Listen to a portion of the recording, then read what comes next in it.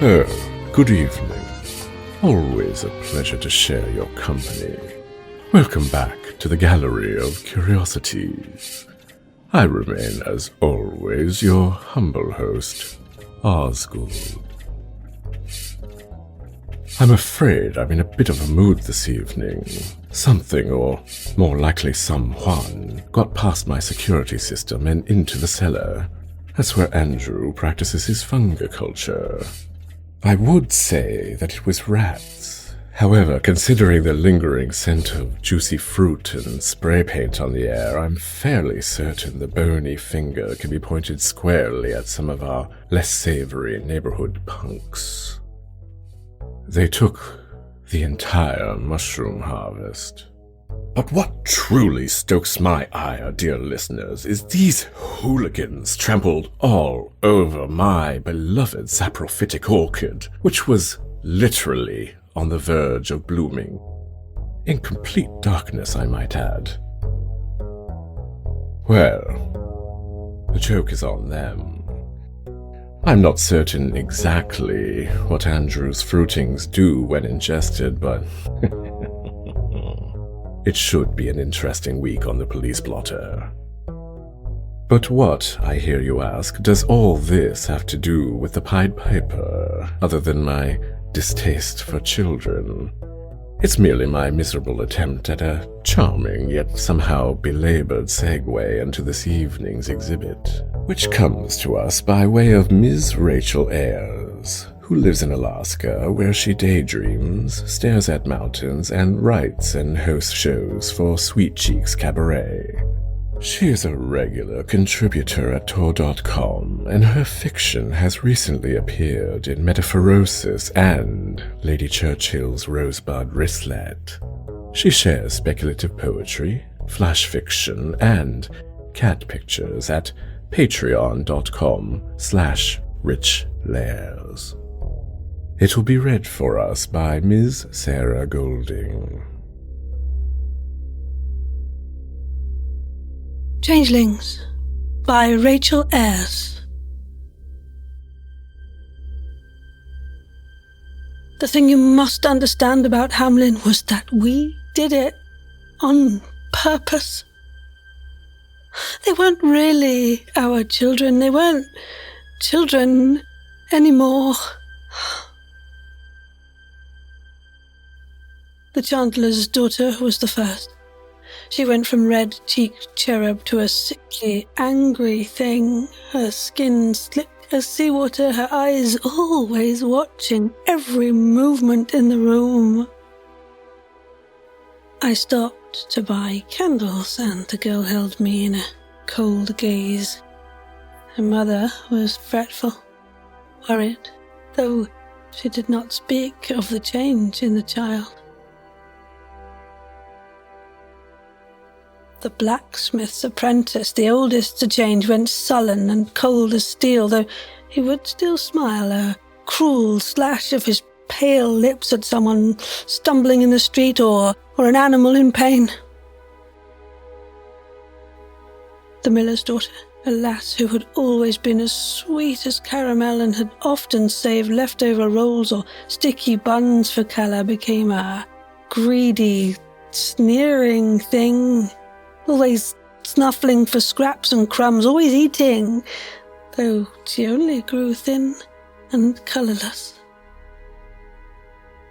One by one, their voices stilled, their eyes turned dull, their skin lost its glow. The children, all of them, stopped running in the streets, and then they stopped their silly games, they stopped their crying, and they stopped their laughter. I've heard it said that changelings are switched out for the real children, but I can tell you, it isn't so.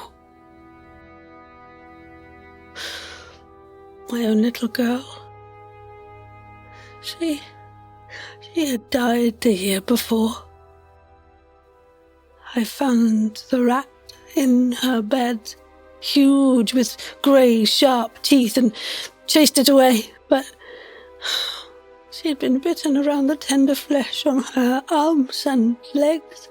The marks had turned into a malevolent crimson, though I tried to care for her. The next day, I could not wake her. I had wished with all my being for the other mothers to understand me. I saw them shake their heads, even heard them muttering that perhaps it was better this way. Oh, grief and fury raged for dominance inside of me. I would have kept her, my sweet Calla, even if she had grown silent and solemn as the others. Oh, surely I was not the only mother who felt that way. I would have made any bargain to bring her back, but that was not the bargain I was offered. I thought, at least, the other mother's sympathy could bring me some solace.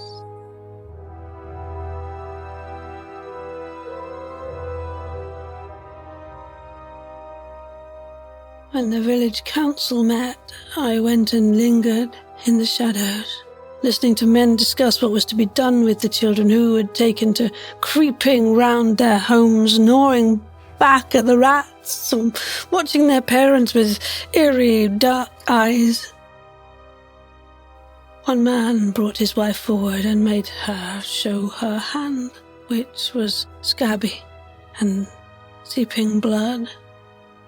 "Our son did this," he proclaimed. "The boy bit her over and over."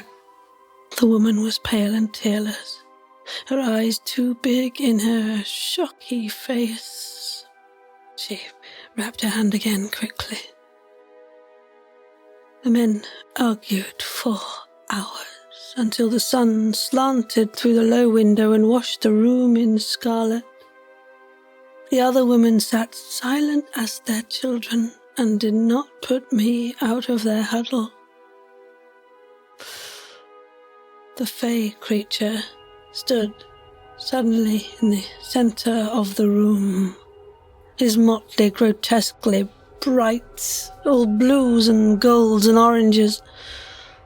This time I had not seen him come in. From the stirring and muttering in the room, I realized no one had.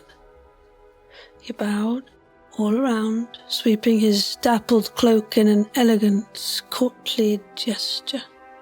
"Gentle lords and good ladies," he said in a honey, gentle voice. "I understand that you are having great difficulties in these dark winter days." My heart grew cold in my breast, and the ice of it seeped through my veins. "I have a solution for such a conundrum, if you will but pay the price." He turned as he spoke, and on this last word his eyes crossed mine. There was something of laughter there, a dark amusement in the midst of our woes. "What is your meaning?" came a startled voice. It was the mother, with her bleeding hand now wrapped in cloth that had once been white. "Can you cure the children? Oh, speak plain, sir." He bowed again to her. "I have not the cure," he said. "There is no cure for this ill. I can but draw them away and leave you free to start again." A cry from another shadowy corner from the women hovering around the frigid edges of the room. "There is no starting again." The men haggled with the stranger. They argued over the price. The mothers wept, but I crept away from them. Now they squeezed my hands or patted my shoulder, full of the sympathy for which I had traded their children. I could not bear it. I returned to my small room where my bastard daughter and I had lived and laughed until she had been taken from me. I went to the little corner where I still kept my daughter's things and found a dead rat in her cradle, stiff and mangy. Oh, I did not know how long it had been there. I burned all of her things then. In my tiny hearth, the wooden horse and the rag doll and the 2 tiny dress I'd sewn for her. It was still burning when the music began. The motley man piped all the pests away. Children and rats and even the fleas carving a hollow space with the sound he made. The streets rang with a deeper emptiness when he'd taken them. Now, now, they looked at me with the sympathy I had wanted. The other mothers, the other not mothers, and I looked at them the same. They came to believe that Calla had gone with the rest of the children, and I let them.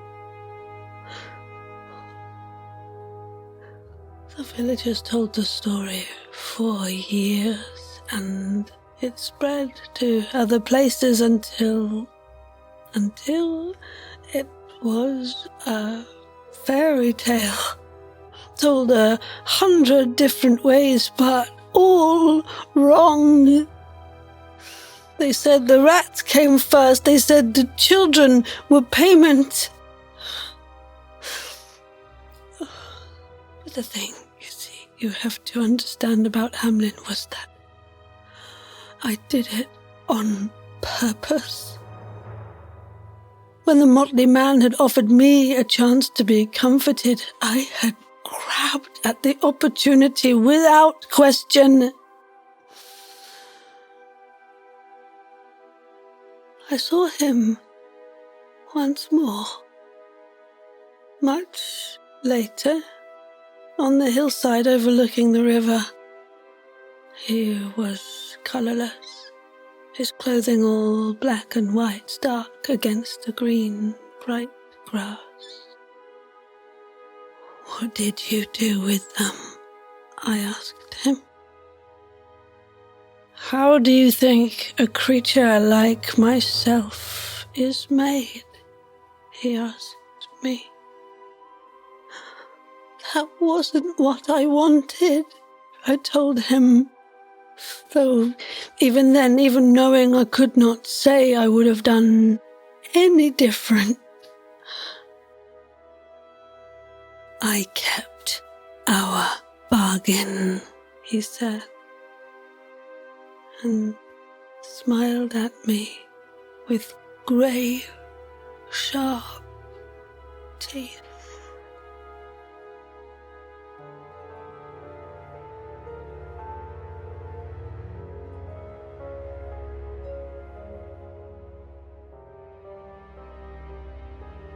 In the year 1384, an unnamed clerk wrote a singular entry into the records of the town of Hamelin.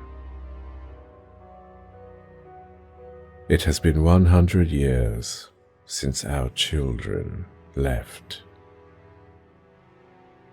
On the stones of the town gate is the dedication. In the year 1556, 272 years after the magician stole 130 children from the city, this gate was founded. And even later, a mayor of Hamelin had the stonemasons chiseled into the facade of his house. In the year of 1284, on the day of John and Paul, 130 children born in Hamelin were misled by a piper clothed in many colors, led to cavalry near the Coppin Hill, and lost. Sadly, for posterity, no one thought to record the reason why the children left, only that they were led. It was not over a plague of rats, no. That part of the story does not appear until the mid-16th century. Let that be a stern lesson in keeping better records. This evening's reader was Miss Sarah Golding, who has created a huge range of character types for indie audio dramas and been in such wondrous podcasts as The Amelia Project, Edict, Zero, and Hostile Worlds. She is up to her eyebrows in all things audio drama with her company, Quirky Voices, producing, hosting, and performing new writing at podcast events. Find her online at quirkyvoices.weebly.com. Here comes the chorus. Do you know what that means? Yes, they're saying that you should be on your way. Do take care and come visit next time at the Gallery of Curiosities.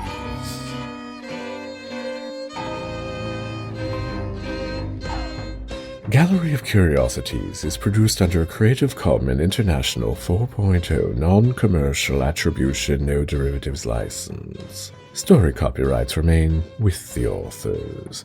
Our theme song is Ashes Ashes by Deus Ex Vapora Machina. This episode was produced in August of 2022. For full show notes, visit us online at gallerycurious.com.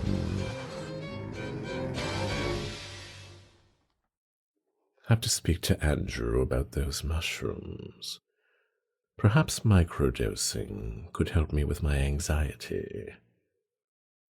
Or perhaps I'll just hire better editors.